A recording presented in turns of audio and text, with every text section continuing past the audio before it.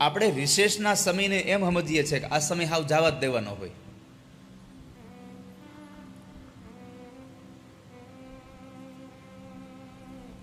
ક્યારે જવા ન દેવાનું.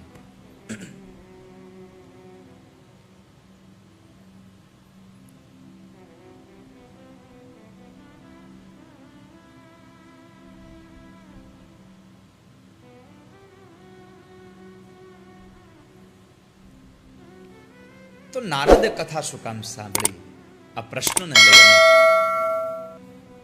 કથાનો મંગલ પ્રારંભ થયો.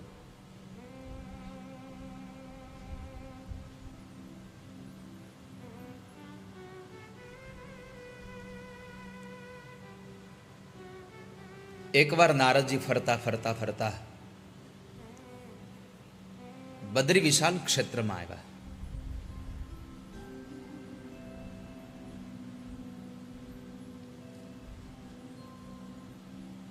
સનત કુમારો સામે મળે છે.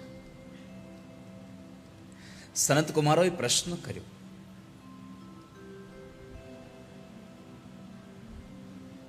નારદજી ઉદાસ કેમ દેખાવ છો? કથમ બ્રહ્મનદીન મુખઃ કુતશ્ચિંતાતુરો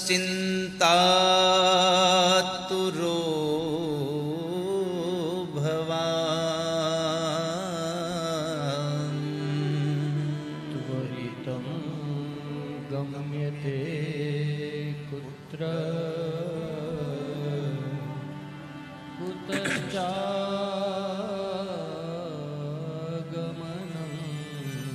તવ. ક્યાંથી આવો છો તમે? તમારા જેવા ભગવાનના ભક્તનું મોઢું આમ ઉદાસ શોભતું નથી. તમારા ચહેરાને જોઈને એમ લાગે છે કે કોઈ સંસારી માણસનું ધન લૂંટાઈ ગયું હોય ને જેવી એની દશા થઈ હોય એવી દશા તમારી થઈ હોય એવું લાગે છે. તમારા ચહેરા ઉપર આ રેખાઓ સારી નથી લાગતી.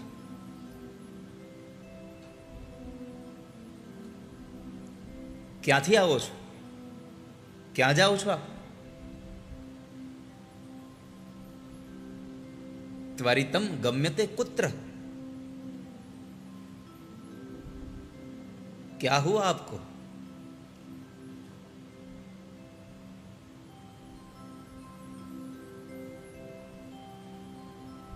નારદજીએ કહ્યું, બહુ બધા ક્ષેત્રોમાં ગયો,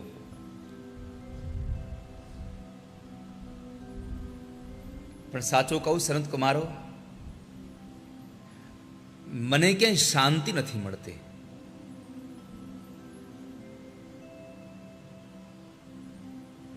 હરિક્ષેત્રમ કુરુક્ષેત્રમ શ્રીરંગમ સેતુબંધનમ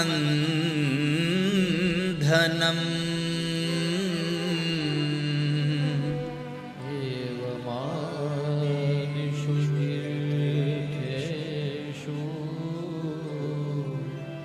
ભ્રમમાણ ઇતસ્તત. હરિક્ષેત્રમ એટલે કે હરિદ્વાર. હું હરિદ્વાર ગયો પણ મને શાંતિ ન મળી ક્યાંય. સનત કુમારો કહે છે, તમે હરિદ્વાર ગયા શાંતિ ન મળી? ના. કેમ? તો કઈ સત્ય ક્યાંય જોવા ન મળ્યું. કુરુક્ષેત્રમાં ગયો જે તપની ભૂમિ છે, છતાં મને કુરુક્ષેત્રમાં ક્યાંય તપ ન દેખાય. હરિક્ષેત્રમ કુરુક્ષેત્રમ શ્રીરંગમ સેતુ બંધનમ.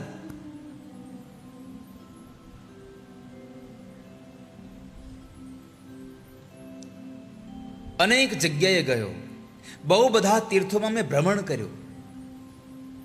એવમાદિષુ તીર્થેષુ બ્રહ્મમાણ ઇતસ્તતઃ. મેં બહુ ભ્રમણ કર્યું,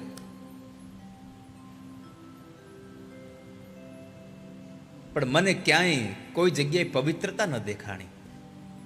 સત્યમ નાસ્તિ તપઃ શૌચમ. ન મને સત્ય દેખાયું ક્યાંય, ન મને ક્યાંય તપ દેખાયું, ન તો મને ક્યાંય પવિત્રતા દેખાણી. ચોખ્ખાઈ બહુ છે. આપણે ઘરને ચોખ્ખું બહુ રાખીએ, પવિત્ર ઓછું રાખીએ છીએ. ચોખ્ખાઈમાં અને પવિત્રતામાં તફાવત છે વાલા વૈષ્ણવો. આ શરીરને તમે 3 વખત દિવસમાં સ્નાન કરીને ચોખ્ખું બનાવો એ બહુ મહત્વનું નથી, પણ આ મનને જીવનમાં રોજ 1 વખત ભગવાનના નામ સાથે પવિત્ર બનાવો એ અગત્યનું છે. તમે નિત્ય પરમાત્માનું નામ સ્મરણ કરો, અને પરમાત્માનું નામ લેવાથી ખાલી તમે ભીતર જ પવિત્ર થશો એવું નહીં, બહાર પણ પવિત્ર થઈ જશો. તમે નાઈ ધોઈ સ્વચ્છ કપડાં પહેરીને પૂજામાં બેઠા હોય તોય બ્રાહ્મણો પાણી લઈને છાંટે. અપવિત્રોતિ પવિત્રો વા સર્વાવસ્થાંગતો પીવા યસ્મરેત પુંડરીકાક્ષ સબાહ્યાભ્યંતર શુચિ. શું કામે? સીધું કહ્યું તમને, ભગવાનનું સ્મરણ કરો. યહ સ્મરેત પુંડરીકાક્ષ. પુંડરીકાક્ષ ભગવાનનું નામ છે. તમે પરમાત્માને યાદ કરો. જેટલા લોકો પૂજામાં બેઠા હશે ને ખબર હશે, ગોરબાપા પાણી છાંટે કે ન છાંટે? ત્યારે આ શ્લોક બોલે, અપવિત્રોતિ પવિત્રો વા સર્વાવસ્થાં ગતો પીવા યસ્મરેત પુંડરીકાક્ષ. તમે સ્મરણ કરો પુંડરીકાક્ષનું, ભગવાનનું સ્મરણ કરો. શું થશે એનાથી? તમારી અંદર અને બહાર આ બધું જ પવિત્ર થઈ જશે. ઘણા સંતો તમે જુઓ, કેટલા મહિનાથી નાયા ન હોય, સ્નાન ન કર્યું હોય, છતાંય આપણે એના દર્શન કરીએ તો આપણને કંઈક નવી ચેતના અનુભવાય. શું કામે? એણે જળથી સ્નાન ન કર્યું, પણ જનાર્દનના નામથી સ્નાન કર્યું. એણે પ્રભુના નામથી સ્મરણ કરી અને પવિત્ર બન્યા છે. એની આજુબાજુની હોરાઓ પવિત્ર થઈ જાય. એટલા માટે કેવળ સ્નાન કરી અને શરીર સ્વચ્છ થાય એની મથામણ કરવા કરતા ભગવાનના નામથી તમારું જીવન પવિત્ર થાય એની મથામણ કરજો. તમારું જીવન પવિત્ર થવું જોઈએ. આપણા વિચારો પવિત્ર થવા જોઈએ. આપણી વાણી પવિત્ર થવી જોઈએ. આપણી દ્રષ્ટિ પવિત્ર થવી જોઈએ. આપણા કાન પવિત્ર થવા જોઈએ. આપણી ઇન્દ્રિયો પવિત્ર થવી જોઈએ. આ હાથ ખાલી ધન ભેગું કરવા અને ખાવા નથી આપ્યા. આ હાથથી પ્રભુને ગમે એવા કામ કરવા માટે આપ્યા છે. ઈશ્વરને પ્રસન્ન કરવા માટેની આ વાત છે. પ્રભુને રાજી કરીએ. તો નારદજી કહે છે, હું બહુ બધા તીર્થોમાં ભ્રમણ કર્યું, મેં ભટકો નથી, મેં ભ્રમણ કર્યું છે, પણ છતાંય સાચું કહું, ના પશ્યમ કુત્રચિત શર્મ મનઃ સંતોષ કારકમ. મને ક્યાંય મનને શાંતિ મળે એવો અનુભવ ન થયો.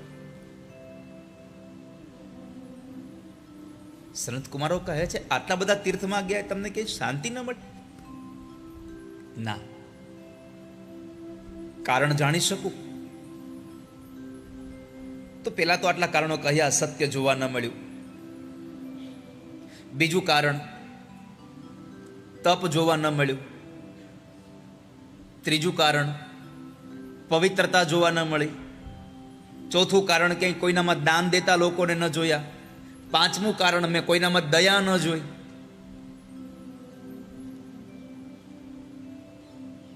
દયા દાનમ ન વિદ્યતે. આ ક્યાંય મેં જોયું નહીં. તીર્થમાં જઈને પણ માણસ લોભી પ્રકૃતિનો થઈ જાય છે. તીર્થમાં જઈને પણ માણસ આળસુ બની જાય છે. સંત કુમારો, તીર્થમાં જઈને માણસ જે જગ્યાએ ભોજનનો ત્યાગ કરવાનો હોય ત્યાં હારી હોટલ ગોતે છે, અને એક જગ્યાએ જમવાનું બરાબર ન મળ્યું હોય તો ત્યાંથી નીકળીને પાછું અડધી કલાકમાં બીજી ગોતે. હવે અહીંયા જઈ હાલો. તીર્થોમાં માણસ પોતાનું જીવન નિર્વાહ કરવા માટે ચાલ્યા જાય. અહીંયા નિવૃત્તિનો સમય આવી ગયો હોય. આપણે નિવૃત્તિનો સમય એટલે શું કહીએ ખબર છે? 58 પૂરા થાય એટલે એમ કે હવે તમે નિવૃત્ત થઈ ગયા ને. પણ તમે તમારા જાતને પ્રશ્ન કરો કે 60 વર્ષના થયા પણ તમે નિવૃત્ત કેટલા છો? ખાલી કામ મૂકી દેવું એ નિવૃત્ત નથી. નોકરી કરતા હોય નોકરી છોડી દેવી એ નિવૃત્ત નથી. તમારી તમામ પ્રવૃત્તિઓમાંથી તમે નિવૃત્ત થઈ જાઓ એને નિવૃત્ત કહેવાય. સંસારમાંથી પણ નિવૃત્ત. આપણે તો ખાલી ધંધો બંધ કરી દઈએ, દુકાને જવાનું બંધ કરી દઈએ, હવે તો હું નિવૃત્ત છું. નિવૃત્તિનો અર્થ આટલો સીધો સાદો ન લેશો. નિવૃત્તિનો અર્થ છે બીજાની તોયની વાતો કરવામાંથી પણ નિવૃત્ત થઈ ગયા. બસ આપણે તો આપણું જ કરવાવાળા રહ્યા. આપણાનો અર્થ છે ભજન કરવાવાળા રહ્યા, સત્સંગ કરવાવાળા રહ્યા, તો તમે નિવૃત્ત થયા છો. પણ આપણે તો નિવૃત્ત થયા પછી વધારે પ્રવૃત્ત થઈ. એક જગ્યાએ નોકરીમાંથી આપણે નિવૃત્તિ લીધી, પછી 2 જગ્યાએ ચાલુ કરી. મને નવરા ન ગમે.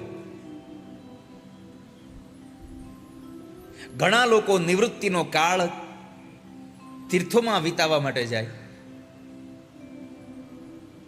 પણ 15 દાડા 20 દાડા થાય ત્યાં ફોન આવે છોકરાઓને, એ છોકરાઓ આપણું સગું વાલું કોઈ અહીંયા આવવાનું છે હરિદ્વાર હમણાં ગંગા નાવા? નહીં બાપા. કેમ, શું થયું? તો કહે છે હજી અમારે 15-20 દાડા અહીંયા રોકાવાનું છે અને અહીંયા ક્યાં આથણું સારું મળતું નથી, ત્યાંથી મોકલજો ને જરા. હવે આને એમ કહેવાય તમે વહી આવો, અહીંયા આને અથાણું ખવડાવો. હરિદ્વારમાં જઈને તમારે અથાણાની પડી છે.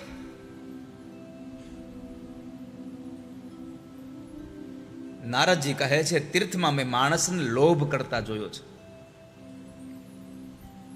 તીર્થમાં જાવન વાલા વૈષ્ણવો ત્યારે ખાસ યાદ રાખજો, ભોજનનો ત્યાગ કરજો, લોભનો ત્યાગ કરજો અને તમારી નિદ્રાનો ત્યાગ કરજો.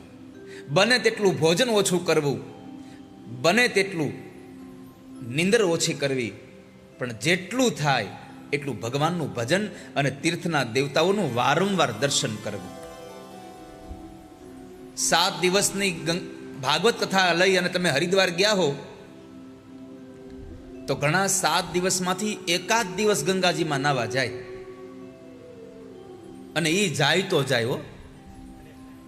ઘણા હરિદ્વાર જઈને કોરા પાછા આવે. મેળ નો આવ્યો, બોલો, હુવામાંથી ઉઠો તો ને.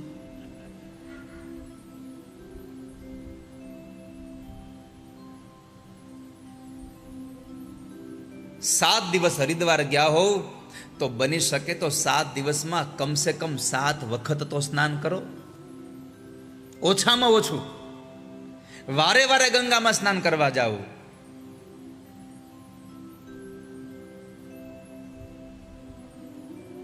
નારદને પૂછ્યું, નારદ તમને શાંતિ કેમ ન મળી? તો કયો. નારદે બહુ સુંદર વાત કરી. હું તીર્થોમાં ગયો ને મેં એક વસ્તુ જોઈ. મંદાહ સુમંદમતયો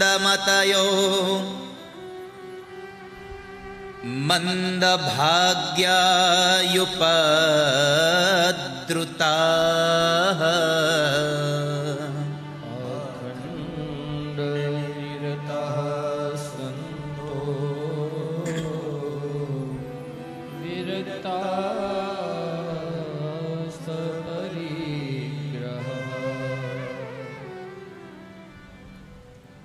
જેવો સાધુ સંતો કહેવાય છે.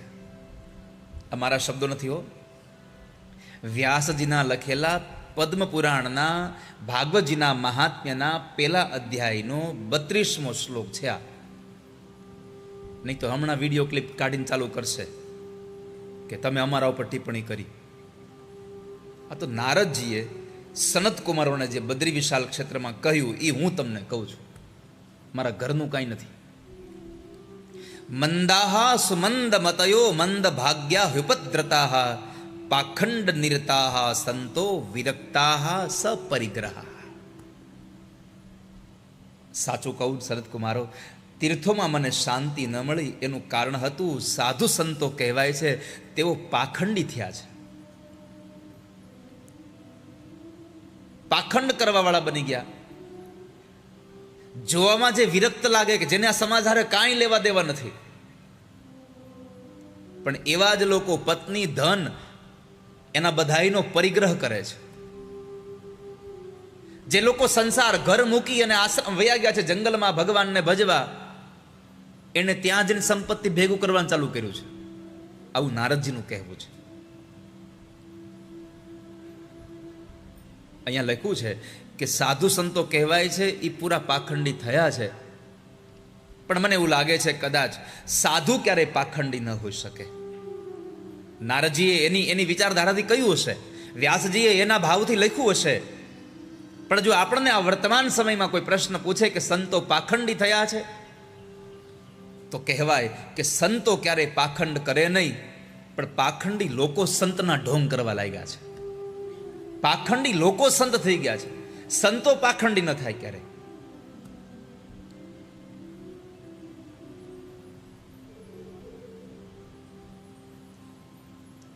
નારદ, સીધે સીધું કહો ને શું થયું છે?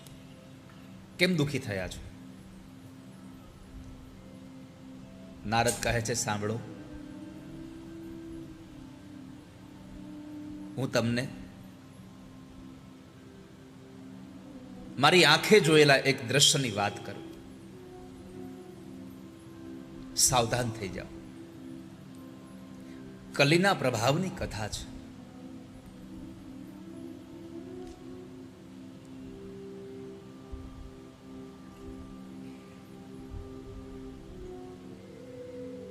હું બધે જ ફરતા ફરતા જે જગ્યાએ શાંતિ મળે એવા સ્થાનમાં ગયો, વૃંદાવનમાં, જ્યાં પ્રભુ નિરંતર બિરાજે છે.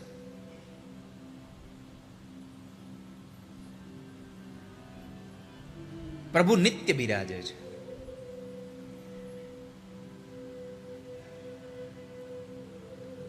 તો એ વૃંદાવનમાં હું જતો હતો ને યમુનાના કિનારે ચાલ્યો જતો હતો.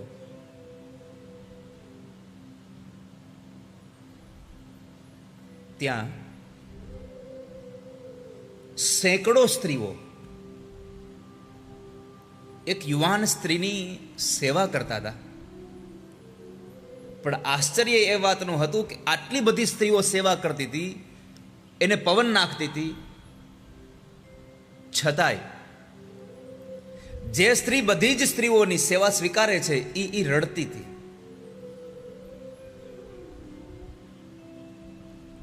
અહીંયા આપણને એક દ્રશ્ય દેખાય છે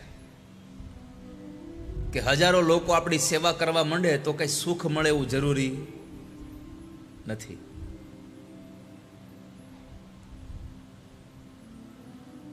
સેંકડો શબ્દ લખ્યો છે ભાગવતમાં, તો હજારો તો નહીં, સેંકડો સ્ત્રીઓ આ યુવાન સ્ત્રીની સેવા કરતા હતા, પણ એ સ્ત્રી રડતી હતી. આ પરમાત્માની લીલા હતી, યત્ર લીલા હરેર ભૂત. એટલે હું બરાબર, મને પણ આશ્ચર્ય થયું, એટલે હું પણ ત્યાં ગયો. જ્યાં હું ત્યાં ગયો, તરત જ યુવાન સ્ત્રી ઊભી થઈ જાય છે. આ વાક્ય આપણે આ કથામાંથી લેવા જેવું છે. નારદજી બરાબર આવ્યા એટલે રડતી રડતી પણ સ્ત્રી ઊભી થઈ જાય છે. કેમ? તો કહે છે મહાપુરુષો આવે એટલે આપણે આપણી જગ્યાએ બેઠું ન રહેવું જોઈએ. કોઈ મોટા માણસ આવે તો આપણે ઊભા થઈ જઈએ છીએ, આપણા વેવાય આવે તો આપણે ઊભા થઈ જઈએ છીએ, ચાહે એ આપણી દીકરીના સસરા હોય કે આપણા દીકરાના સસરા હોય, આપણે ઊભા થઈ જઈએ છીએ. હવે એક સંસાર જગતના આપણા સંબંધી આવે ને ઊભા થઈ જઈએ છીએ, તો જ્યારે કોઈ મહાપુરુષો કે આવી ભગવાનની પધરામણી થાય ત્યારે આપણી જગ્યાએ બેઠું ન રહેવું. ઠાકોરજી આવે તો આપણી જગ્યાએ ઊભું થઈ જવું જોઈએ, ભગવાનને આદર સત્કાર સાથે પરમાત્માનું સ્વાગત કરવું જોઈએ. આ ભક્તિ મહારાણી આજે યુવાન સ્ત્રી છે એ શીખડાવે છે. નારદજી આવ્યા, સાધુના વેશમાં હતા, એટલે તરત જ ઊભા થઈ ગયા. બે હાથ જોડીને કીધું, આપ ઊભા રહી જાઓ. ભો ભો સાધો ક્ષણમ તિષ્ઠ, ઊભા રહો. મને એવું લાગે છે તમને જોઈને, કે તમને જોયા પછી મને એવું ભીતરમાંથી એવો અનુભવ આવતો હોય લાગે છે કે કદાચ આ મારા દુઃખની અંદર જો મને સુખનો કોઈ અનુભવ કરાવે તો તમારા વાક્યો હશે. બહુધા તવ વાક્યેન દુઃખ શાંતિર્ભવિષ્યતિ.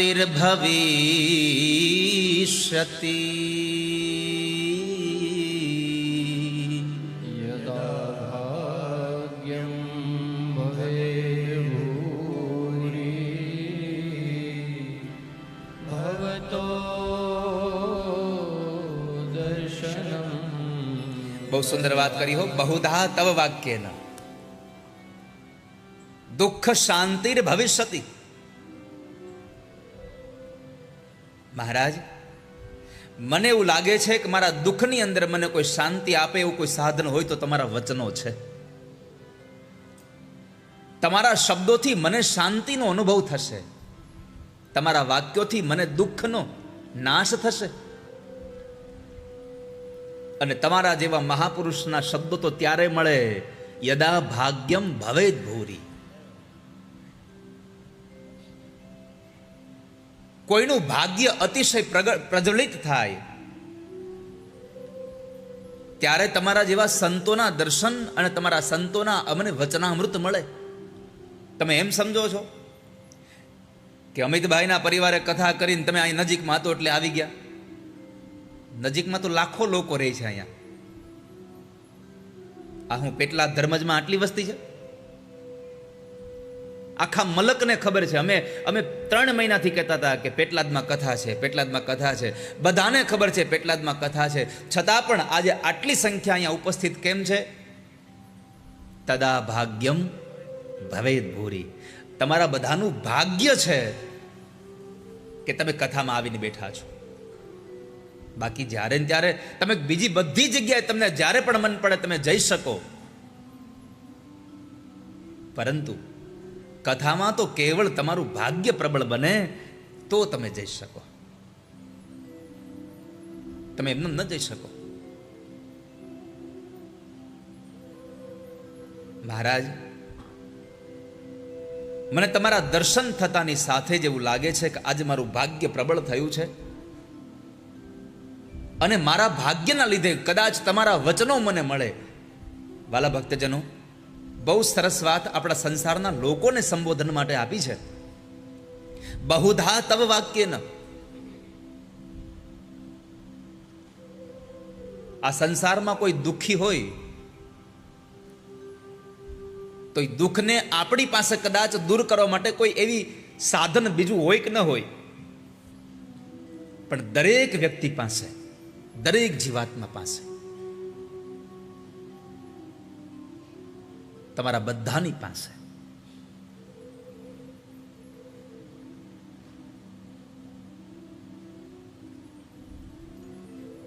સારું વાક્ય તો હોય જ. તમારા બધાની પાસે સારી વાણી તો છે જ. આ દુનિયાનો કોઈ પણ માણસ દુઃખી હોય એની હારે તમે 2 મીઠી વાત કરો ને તો એટલો સમય તમે દુઃખમાંથી દૂર લઈ જાઓ છો.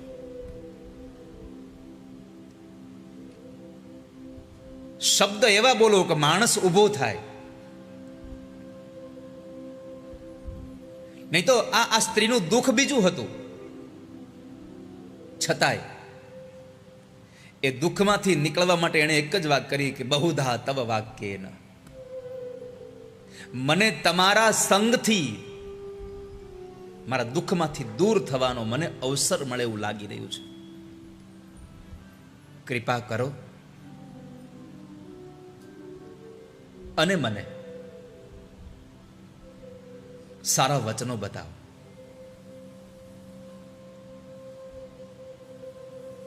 સારા વચનો થકી મારું દુઃખ દૂર થઈ એવું મને બતાવો.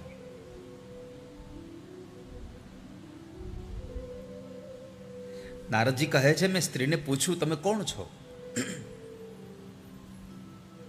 એણે કહ્યું હું ભક્તિ છું. આ બધી સ્ત્રીઓ કોણ છે?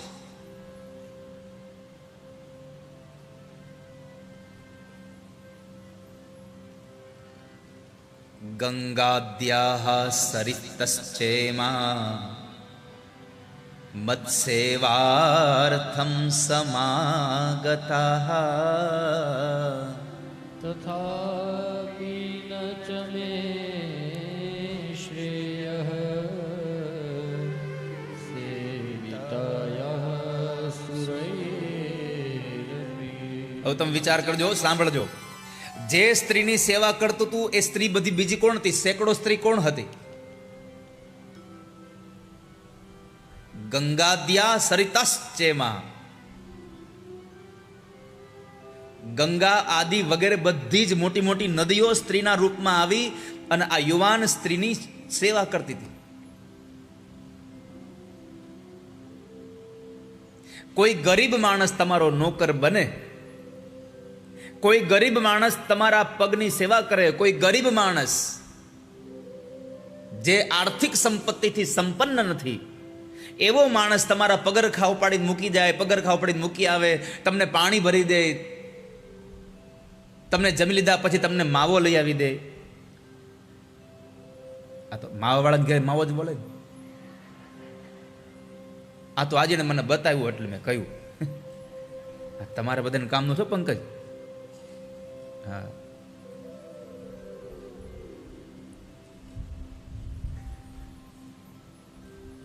તમને પાન બીડું લઈ આવી દે. આર્થિક સંપત્તિથી સંપન્ન ન હોય અને એવો માણસ તમારી આ બધી સેવા કરે તો કદાચ તમને હજી કઈ હર્ષ ઉલ્લાસ ન થાય, સમજી લઈએ. પણ તમારી પાસે જેટલી સંપત્તિ છે એના કરતા અનેક ગણી સંપત્તિ જેની પાસે હોય અને ઈ તમારી સેવા કરવા લાગે, તમને કેટલો આનંદ થવો જોઈએ. તો ગંગા આદિ નદીઓ બધી સ્ત્રીના રૂપમાં આવી અને ભક્તિ મહારાણીની સેવા કરતા હતા, છતાં પણ ભક્તિ દુઃખી હતા. કારણ એનું દુઃખનું કારણ કંઈક બીજું હતું.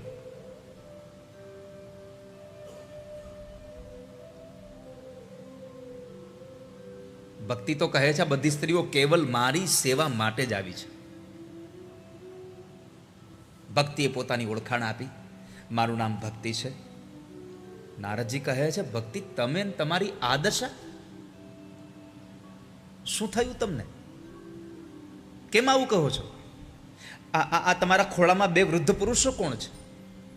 અમારા બે દીકરાઓ છે, જ્ઞાન અને વૈરાગ્ય. નારદજીની આંખો ફાટી રહી. માં યુવાન અને દીકરા વૃદ્ધ, આવું બને નહીં. પણ આ તો કલીનો પ્રભાવ છે.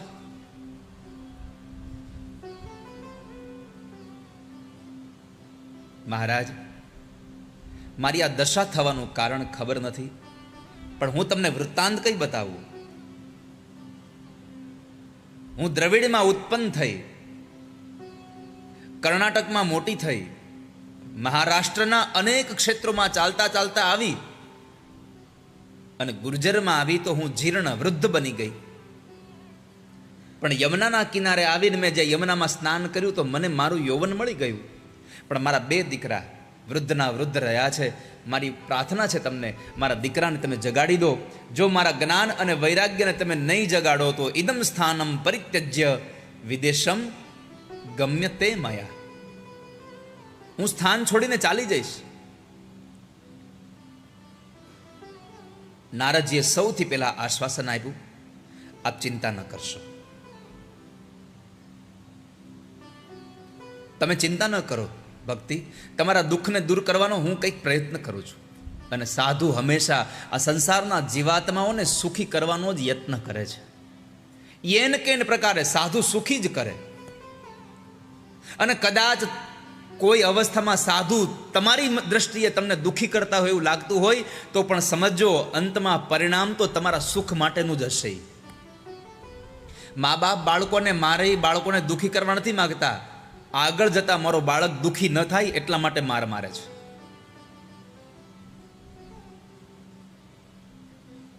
નારદજીએ સૌથી પહેલા વાત કરી, તમે આટલા બધા દુઃખી ન થાવ. અને આ દુઃખના સમયે તમે આટલું બધું બીજી કઈ ત્રીજા વિચાર ન કરશો. તમે એક કામ કરો, ભગવાનનું સ્મરણ કરો. ન વિષાદસ્ત્વયા કાર્યો હરિ શમતે કરીષ્યતિ. તમે વિષાદ ન કરો. ચિંતા કરવાથી તમારું દુઃખ દૂર નહીં થાય. તમે પ્રભુનું ચિંતન કરો. હરિ ક્ષમતે કરીશતિ.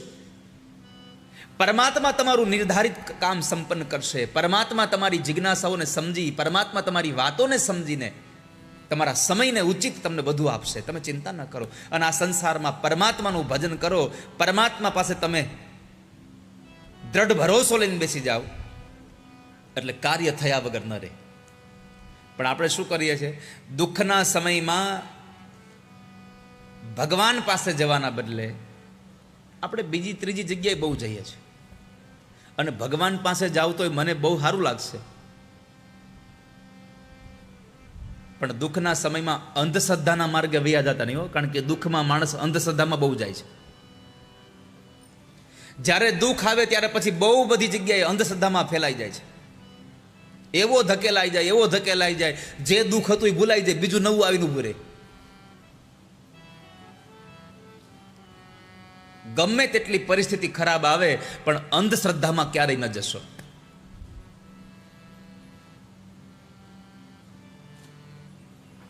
દોરા ધાગામાં ન જશો ક્યારેય.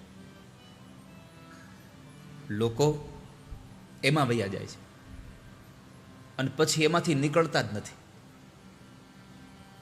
પછી શું કામ નથી નીકળતા ખબર છે?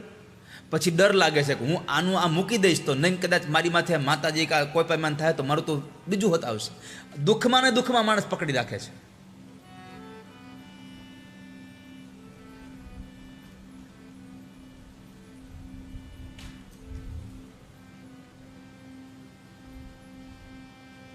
ન વિષાદસ્ત્વયા કાર્યો હરિ ક્ષમતે કરીષ્યતિ.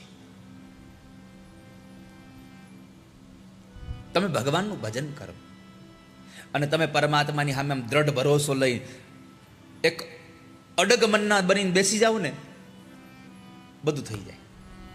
મહારાષ્ટ્રમાં નામદેવજી મહારાજ થયા. એના નાના હતા વામદેવજી મહારાજ. નામદેવજી નાના હતા પણ ભક્તિનો છોડ પહેલેથી એમાં અંકુરિત થયેલો. ભગવાન વિઠ્ઠલના પ્રત્યેની ભાવનાઓ અપાર હતી એનામાં.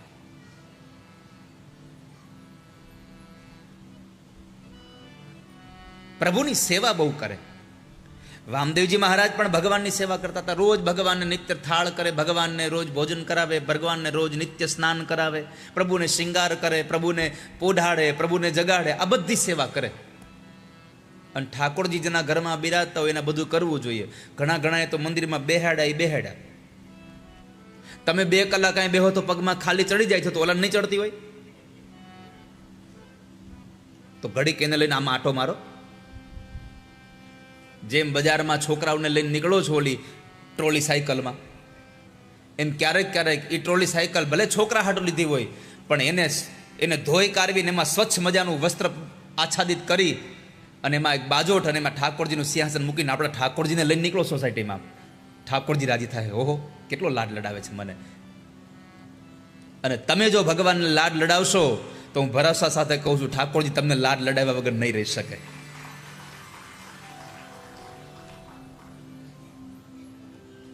પૂછો વાસુદેવ મહારાજને, એટલા રણછોડ મંદિરથી આવ્યા છે, એ ઠાકોરજીને જેટલા લાડ લડાવે એટલા તમને લડાવે કે નહીં? પૂછો કોઈને. જે ઠાકોરજીની સેવા કરે છે ને જે ઠાકોરજીને લાડ લડાવે છે એને પૂછો. બાકી ઘણા તો બંધ કરીને મૂકી દીધા છે. હું ક્યારેક કોઈકના ઘરે જાઉં ને મને ઠાકોરજી અંદર જોવા મળે તે થાય આ આટલો બધો કાળો થઈ કેમ ગયો છે,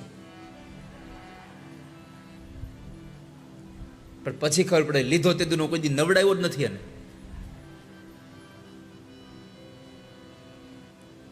જેટલી દિનચર્યા તમારી હોય એટલી દિનચર્યા ઠાકોરજીની પણ કરાવો,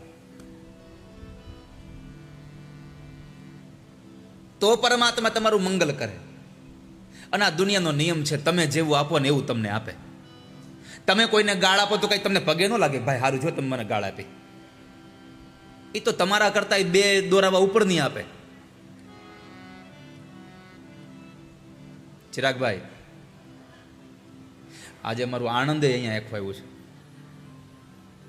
હમણાં છેલ્લે કથા થઈ પંકજભાઈ, શોભનાબેન અને ત્રણ વખત જેની ઘરે ઉતારો થયો, અમારે ચિરાગભાઈ, નિમેશભાઈ, વર્ષાબા અને નેહાબેન, રત્નાબેન, આ બધાના ઘરે ખૂબ રોટલા ખાધા. આમ જોવા જઈએ તો 21 દિવસ રોટલા ખાધા. 3 કથાનો ઉતારો એમના ઘરે રાખેલો. અમારા રાજુભાઈ અને કેતુબેને આવ્યા છે. આજ તો આ આખો, જો કે આણંદ તો આ તો હાવ નજીક છે, પગડે ઘા છે, એટલે નહીં તો દૂર હોય તો અમારે તો આ બધા જ કથામાં આવવાવાળા છે. એટલે અમિતભાઈ, તમારે આમાંથી શીખવા જેવું એ છે, આ લોકો જેમ બીજી જગ્યાએ કથામાં જાય છે એમ તમારે કથામાં હવે આવવું પડશે. હા, નકરા માવા બનાવે મેળ નહીં આવે.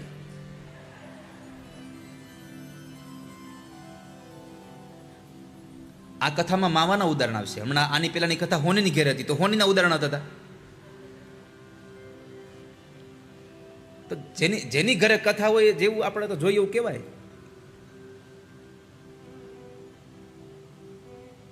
ભગવાન કરે કે એવી જગ્યાએ કઈ કથા ન આપે જેના ઉદાહરણ દેતા આપણને શરમ આવે.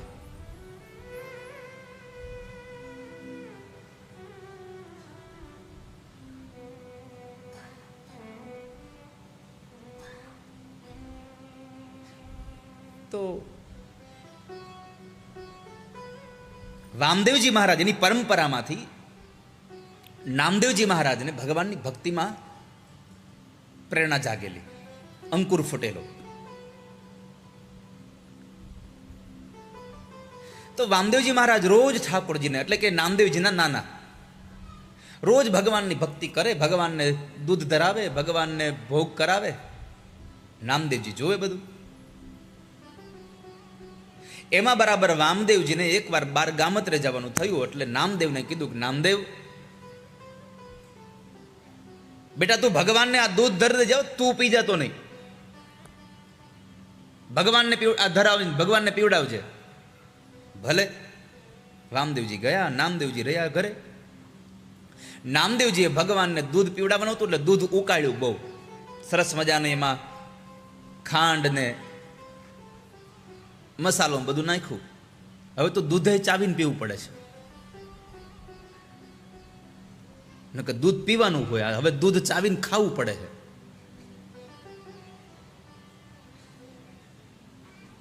એક બદામના 2 ટુકડા કરીને નાખ્યા હોય એમાં દૂધમાં. ભૂકો કરીને નાખે તો ઠીક વાત છે, પણ ઘણી જગ્યાએ તો એક બદામના 2 ટુકડા કરીને દૂધમાં નાખીને આપણને આપ્યું, લ્યો ગોર બાપા પીવો. આ પીવા આપ્યું છે, ખાવા આપ્યું છે?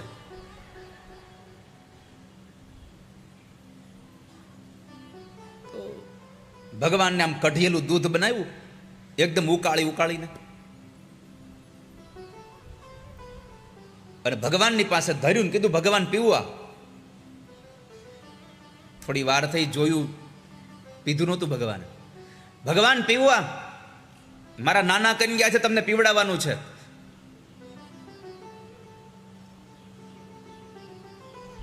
ભગવાને પીધું નહીં. નામદેવજી મહારાજે બહુ પ્રાર્થના કરી, છતાં ભગવાન દૂધ નથી પીતા. પછી ભગવાનને કહ્યું, તમે નહીં પીવો તો હું મારું ગળું કાપી નાખીશો. તોય ભગવાન નથી પીતા. ઓરડામાં જઈને મોટી બધી છરી લઈ આવ્યા અને ચપ્પુ લઈ આવીને પોતાની ડોક પાસે મૂકીને કીધું કે હવે પીવો છો, કાપી નાખું. ભગવાન હાથ પકડે, ઉભો પી લઉં છું હમણાં. પરમાત્મા મૂર્તિમાંથી પ્રગટ થયા. આ ભક્તમાળમાં લખેલી કથા છે, ગીતા પ્રેસ ગોરખપુરના ગ્રંથમાં લખેલી કથા છે. પરમાત્મા પ્રગટ થયા, વિઠ્ઠલનાથને નામદેવનો હાથ પકડી કીધું કે ઉભો રે નામદેવ, હું દૂધ પી લઉં છું. ભગવાન દૂધ પી અને ફરી પાછા અંતર્ધાન થયા.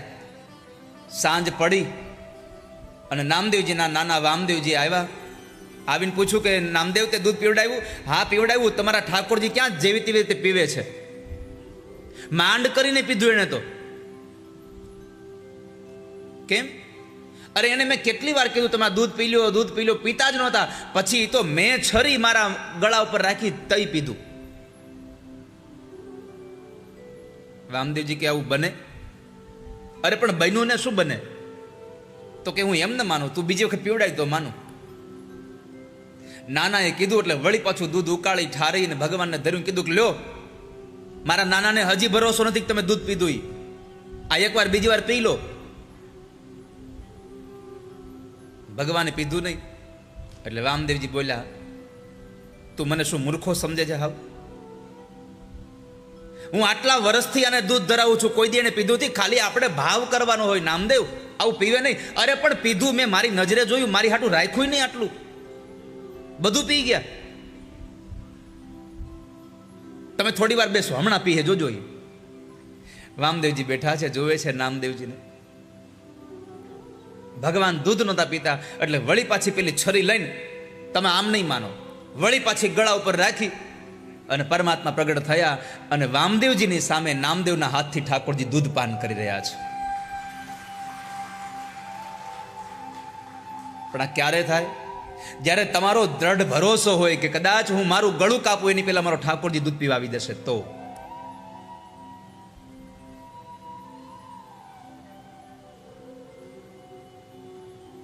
ભગવાનનું સ્મરણ કરશો તો પરમાત્મા તમારું ઈચ્છિત સંપન્ન કરશે. તમે ચિંતા ન કરશો. ન વિષાદસ્ત્વયા કાર્યો, કોઈ પણ કાર્યમાં ચિંતા નહીં. મહાપ્રભુજી લખે છે, વલ્લભાચાર્ય મહારાજ, ચિંતા કાપી ન કાર્ય. કોઈ માણસે ચિંતા ન કરવી જોઈએ. બધા જ સમયમાં પ્રભુનું ચિંતન કરવું જોઈએ, ઈશ્વરનો મહિમા ગાવો જોઈએ.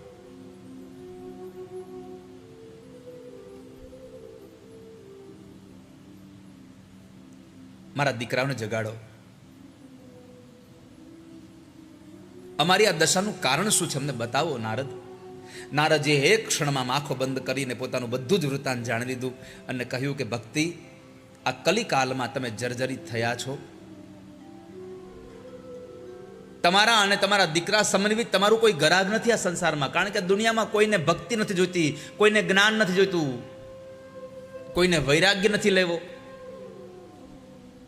બધાને તો નકરું ભોજન જ કરવું છે, બધાને ફરવું છે. અને તમારા ગરાગ નથી એનું કારણ એ છે આ સંસારમાં લોકો માયામાં અંધ બન્યા છે.